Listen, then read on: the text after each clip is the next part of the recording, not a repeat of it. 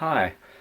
Recently I've been getting a lot of emails and people have been asking, David, I've been trying Studio ICM but I'm not getting results anywhere close to what you're getting.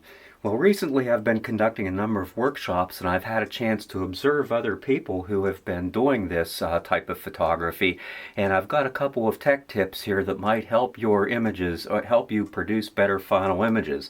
The first one is camera focal length. A long camera focal length, like say 50 millimeters and up, is not going to work that well for Studio ICM because when you do that, you've got to get back away from your scene and it becomes very, very hard to control the camera movements relative to that scene. But with a lens that's say 10 millimeters or so, I can get in really close, and with very small, minute camera movements, I can create something that really looks good right off the bat.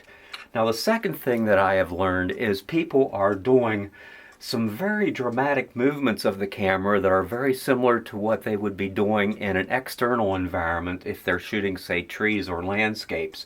And if you're doing these movements that are exaggerated like this, like something that you would be doing outside, you're going to be ending up with something that's going to be too diffuse and too blurred to be very, very useful.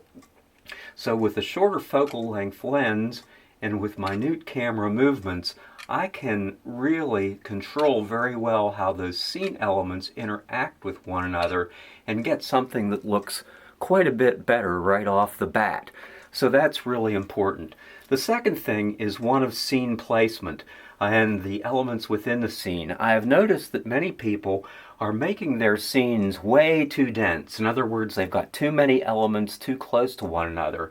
And if you have fewer elements and you keep them a little bit separated from one another, you can control the collisions between elements and get something that's a whole heck of a lot more useful. And then finally is one of camera positioning. Changing the camera position just a little bit relative to that scene and the movement relative to that scene can have a dramatic impact on output. So that's the tech tips for today. I hope this has helped a little bit, and what follows is a link to my book. If you haven't read the book on this subject, it may be of some help as well. So anyhow, thank you very much, and I hope to see you and hear from you again soon. Bye now.